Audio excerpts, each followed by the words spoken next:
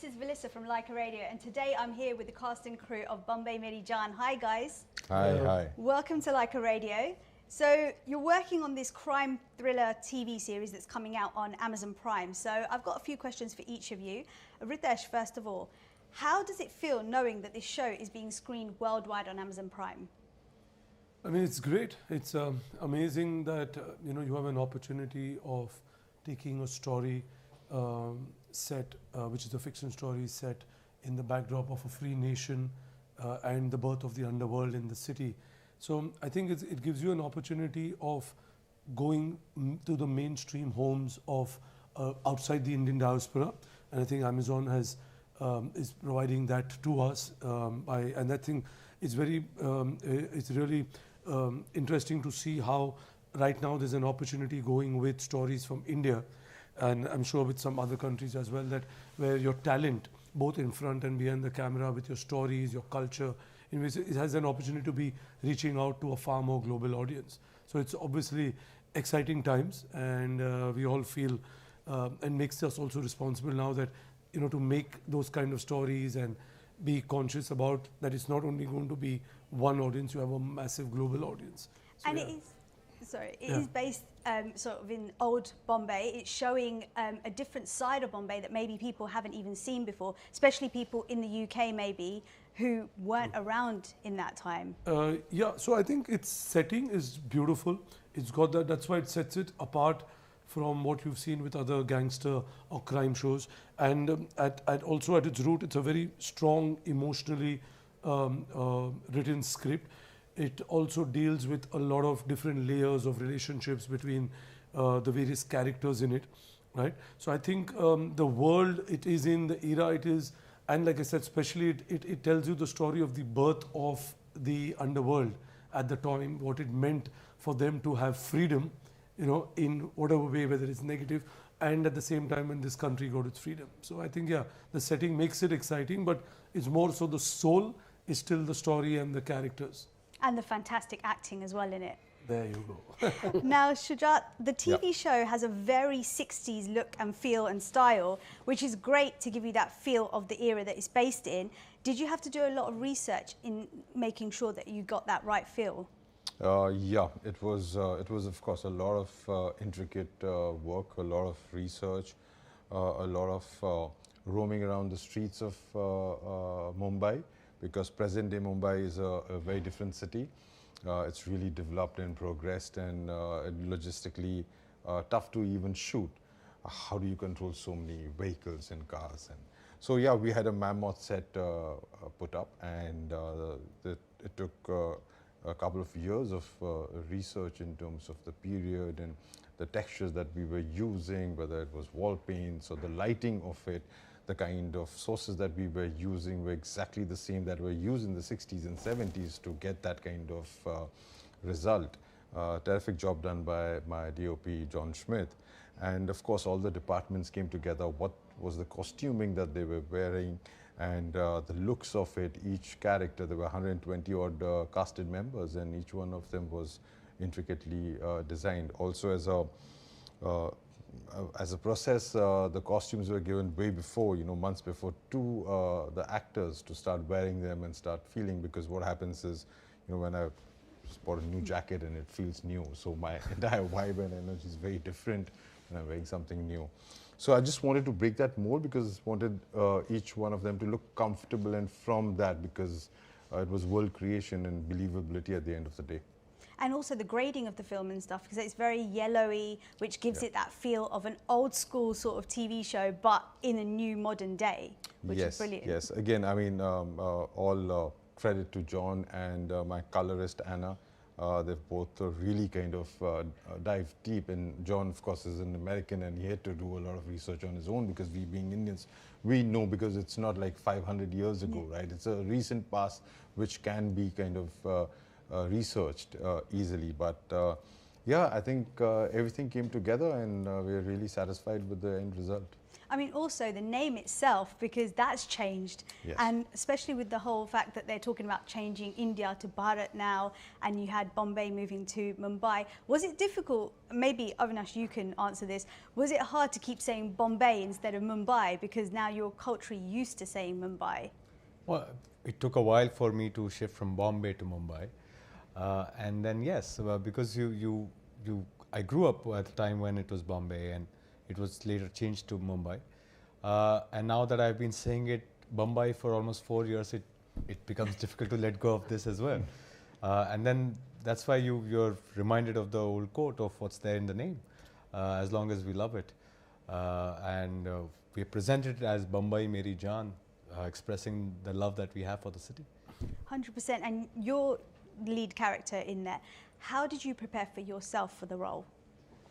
I honestly tend to have a process. I tend to follow the process that a director has. I've tried to break it down for myself, and I only later realized that I just become a reflection of what my director sees in me, and that's the only thing that I am capable of. Right from getting into the depths of what drives this man, born in hunger, why he chose to take this ladder towards the idea of power, being the provider, the protector of the family, the internal dynamics of the families, the relationships. Once those things started coming through for me, it became easier for me. Yes, there is a certain physicality to the character. I gained weight.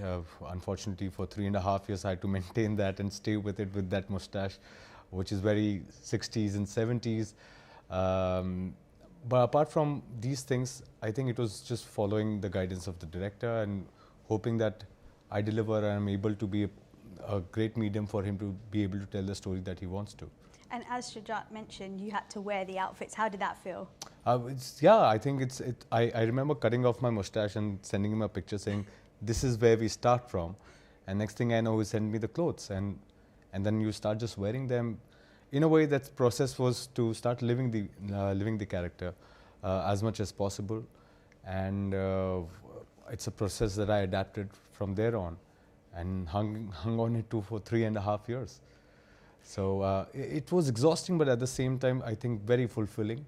It will really completely be a full circle if it lands properly and the audiences love the effort that we have put in. Hopefully they give you a break before they start the next season then. Really need that. So either Ritesh or Kasin, whichever one wants to answer this, when producing for an OTT platform versus mainstream TV, is there a difference in the process? You want to go for it? I don't think we produce for television as such. We've been doing OTT for a while.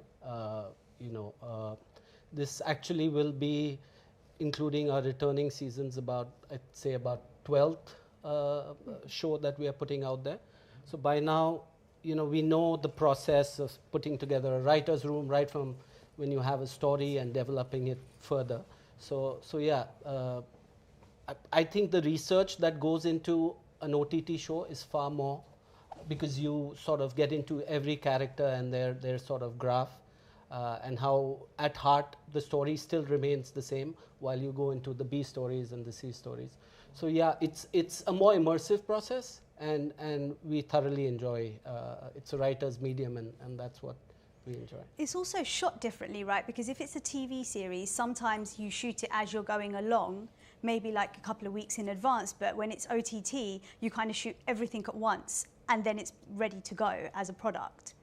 So every project that we do is shot at once. We shoot it in one sort of schedule. So that's the process that we've been following for a while. I think what you're trying to say is broadcast is very different, right? Because the episodes, the characters, Dailies, it depends. yeah. They're almost like those. I'm not saying soap operas, but they are written. It also depends with viewer feedback, right? If the viewers are liking a character, I think. But that format, I don't think we ever identified with it. There was no. The sensibility was a disconnect, to be honest. And I think for us to stepping into the medium of doing streaming was, I think the audience had obviously evolved and reached to a level. So it's almost like what we do for our features, we do a similar thing. So But the only thing is the format is different, right? You develop characters which need to be not finished in a time of 90 minutes or 2 hours or 2.5 hours. It depends on that. So I think it's exciting to write differently for it, and also the sensibilities align, because it's the audience on that streaming is very different to what. So we never touched the broadcasting, and I don't think we were the right people for it, because you're right, absolutely correct. Like after 3 weeks, suddenly because the viewer feedback is coming in that, the characters, or then you change the story and it works for people. But then you have to be able to be doing that. You need to be yourself identifying with it, relating with others. You won't be able to convince millions of other people watching it at their home. So. And also with film, you sort of have a definite start, middle, end. But with TV shows, you still need that element of, can we go to season 2, 3, 4, 5? You never know where it could end depending on the audience's feedback after the first season, right? Yeah. And do you feel that in this day and age, OTT, going straight to OTT, is the best and most viable option for people so that they can watch the shows in its entirety? No, it depends again on the work, right? It depends on the story you're telling, and it purely depends on the content. If the content's format is for a binge watch series and it needs to go into the streaming, you'll do that.